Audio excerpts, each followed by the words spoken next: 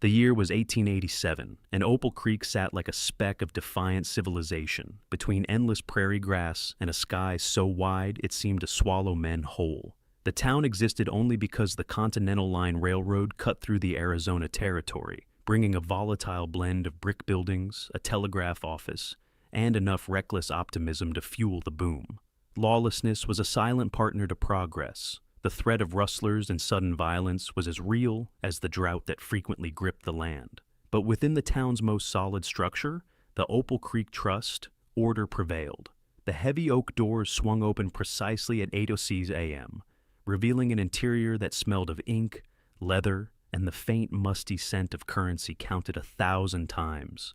Elara Vance worked there. For 7 years since the bank opened, she had been its bedrock, hired by Mr. Hemlock over the explicit protests of the town's male council, who scoffed at a woman handling finance. Hemlock quickly became her staunchest advocate after Elara, within a month, uncovered a complex transposed entry masking a shortfall in railroad receipts, a deception that would have sunk the bank. Elara's skill with figures was absolute. Her competence was her greatest defense. At 30 years old, Elara was a master of self-possession. She wore her dark hair pinned tight, a helmet of control, and her dresses were practical, dark wool with high collars and long sleeves that signaled business, not frivolity. Her life was defined by rigorous self-discipline, a necessary defense against a world that had once judged her soft and disposable. Her fingers moved across the ledgers with the deliberate, confident grace of a mathematician, knowing numbers offered a clarity and honesty no man ever had. Elara stood behind the counter one Thursday morning in late September, recording a deposit from Mrs. Talbot, the town's chief gossamer and boarding house owner. The older woman counted out the coins and bills, her hands shaky with a mix of age and feverish excitement. "That's from the railroad workers staying over, dear," Mrs. Talbot whispered, leaning close. "Good boys, all of them, pay on time." Elara recorded the $12 deposit with her usual slanted, neat script. Then, Mrs. Talbot leaned in further, her voice dropping to a conspiratorial rasp. "Have you heard the news, Miss Vance?" Elara looked up, her expression utterly unchanged. She had learned long ago that neutrality was power.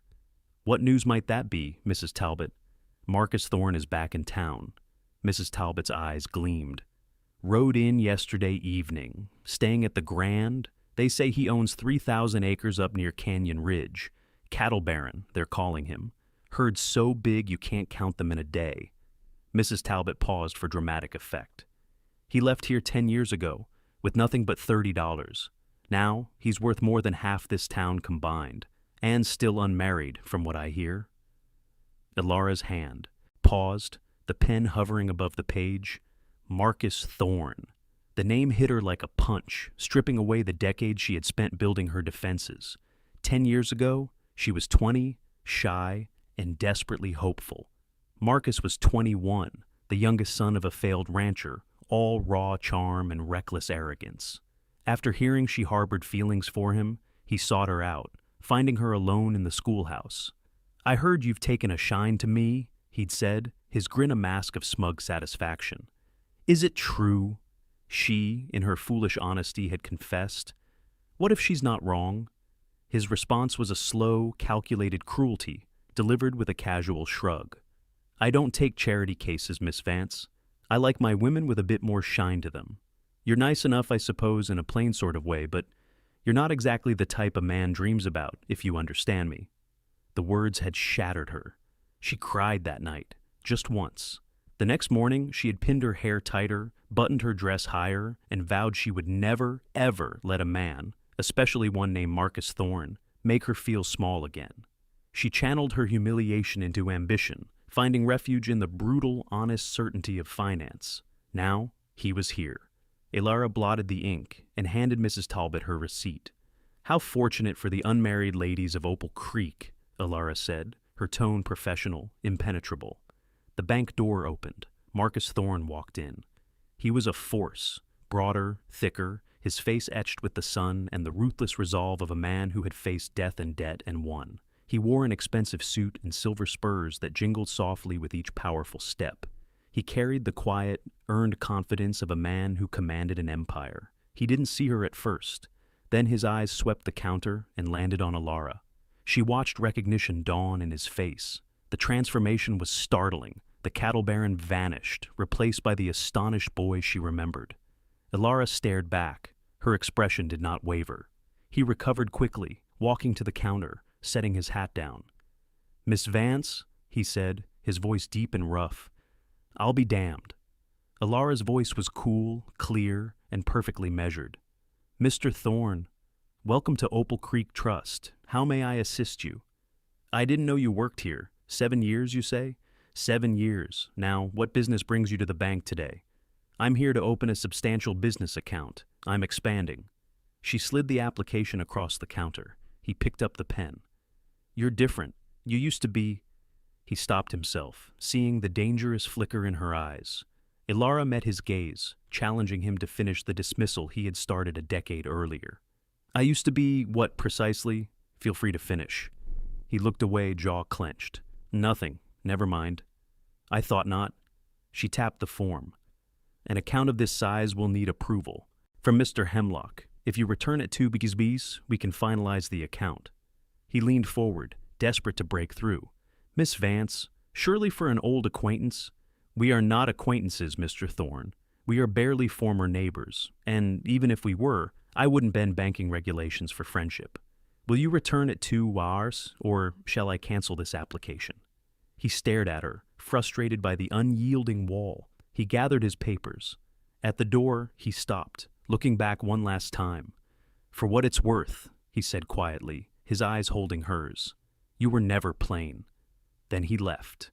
Elara closed her eyes for a single, necessary second, allowing herself to whisper into the silence. "Go to hell, Marcus Thorne."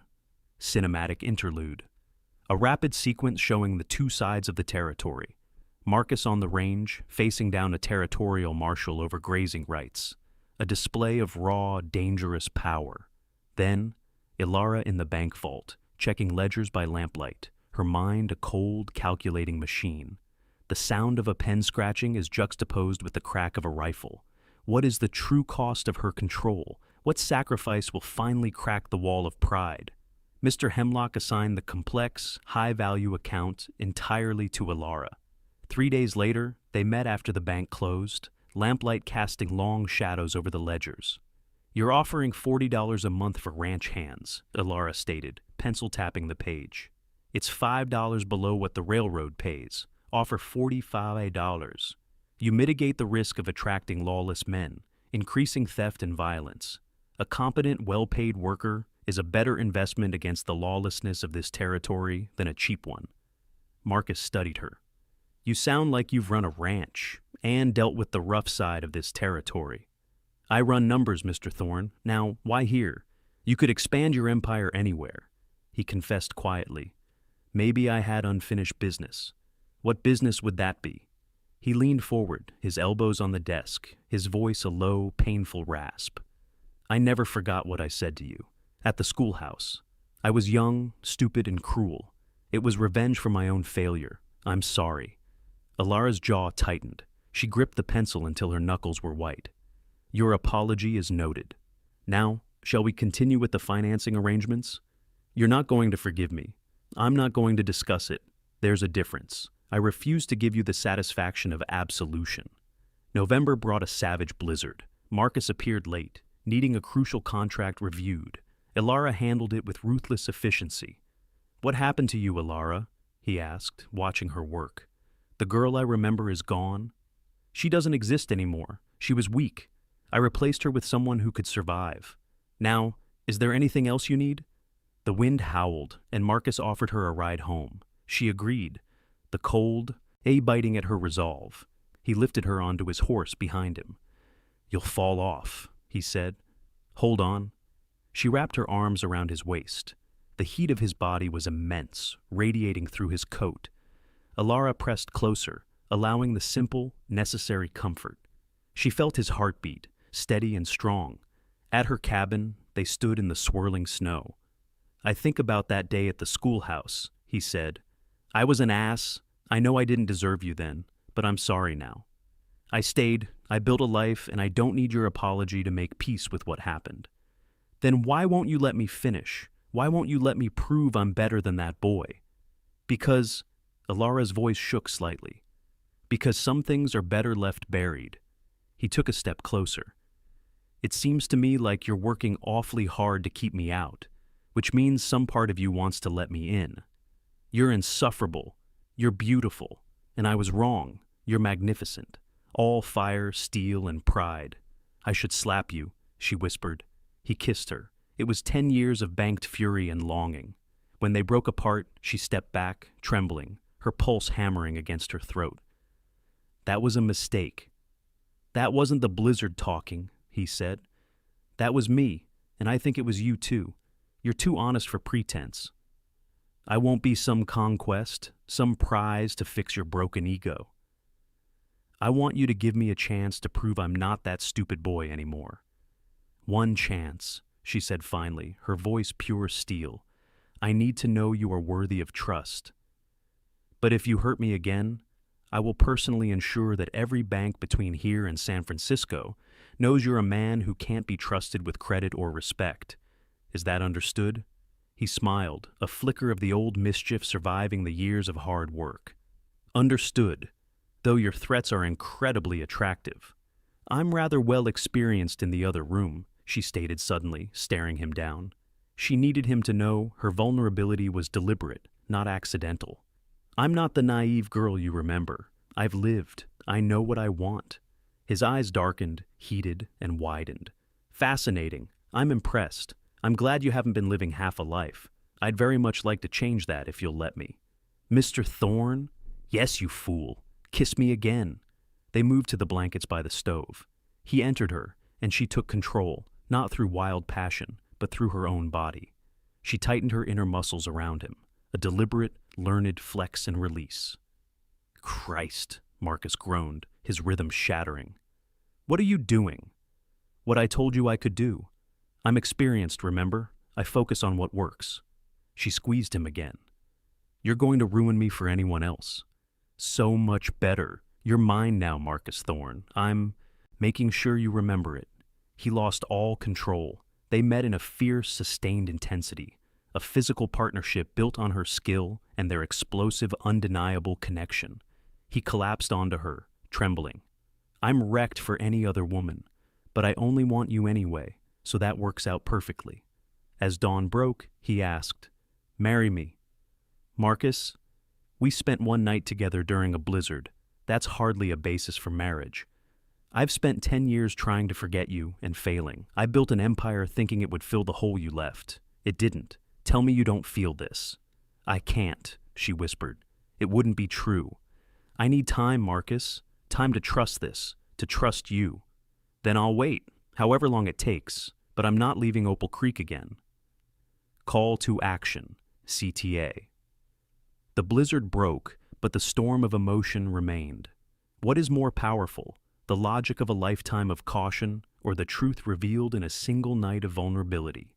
Spring brought relentless, proper courtship, flowers, Sunday calls, and patient conversation. But the town gossip intensified. Then came the rumor, spread by a disgruntled ranch hand of Marcus's. The entire courtship was a bet. Elara confronted him, heartbreak turning to cold, dangerous rage. Did you or did you not make a wager about returning to Opal Creek, about me? Marcus looked physically sick. Yes, but not the way you think. Johnson, a ranch hand, bet me $100 I wouldn't even have the guts to come back and try. The bet was an excuse to face you, Elara, but the moment I saw you, the bet didn't matter. I stayed for you. You lied to me. You used me as a prop in your drunken vanity project. I told you I wouldn't be a conquest. It was fear, Elara. I was afraid I'd wasted my only chance. I built an empire, but I ate alone. I need you. I need your sharp mind. I need the way you calculate profit margins and still make me lose my mind. I need you as my partner, in business, in life, in everything. She looked at him, seeing the honest desperation, the vulnerability he offered without pride. She thought about her loneliness, the cost of safety. I can't lose you again, Marcus. You won't lose me. I love you. Marry me. The drought broke this morning while I was riding here. My ranch is saved, my cattle are saved, and the only thing I care about is whether you'll save me too. Elara looked at him, recognizing the man she was terrified to love, the man who was offering to mend the heart he had broken. She took the final, reckless gamble. "Yes," she whispered. "Yes, you're impossible, frustrating, wonderful man. I'll marry you." Marcus's whoop of joy could be heard 3 streets away. They married in September in the Opal Creek church, with half the territory watching. Elara wore cream, and Marcus couldn't take his eyes off her. 20 years passed. Elara managed the ranch finances, her skill increasing their profits by 32% in the first 6 months. They had 3 children, Marta, Chloe, and Thomas. On a warm October afternoon in 1908, Marcus stood at the Canyon Ridge Cattlemen's podium. "The real secret to successful ranching," he announced, his voice booming across the fairgrounds, "is marrying a woman who's smarter than you are, who sees problems before they happen, and still has energy to tell you you're being an idiot." He concluded, "I came back to Opal Creek because of a bet, but I stayed because I finally had sense enough to recognize what I'd lost years before. When you find a woman who challenges you, who makes you better, you hold on tight and never let go." That night, they sat on their porch, watching the stars over their land. "Do you ever miss it?" Marcus asked softly. "The bank, the independence?" "I gained more than I gave up. 3 children, a ranch that's the envy of the state, and a husband who still looks at me like I hung the moon. You don't diminish me, Marcus. You make me more." As they climbed the stairs to their room, Marcus grinned, his eyes full of the familiar mischief. "You know what I've been thinking about all evening? Something you said years ago during that blizzard about being rather well experienced." Elara took his hand and led him inside. "Mrs. Thorne, I suppose we'd better not disappoint 20 years of expectations." His laughter followed them, warm and rich and full of love. The prairie wind whispered through the grass, carrying their story, a tale of pride and forgiveness, courage and second chances, into the vast Arizona night.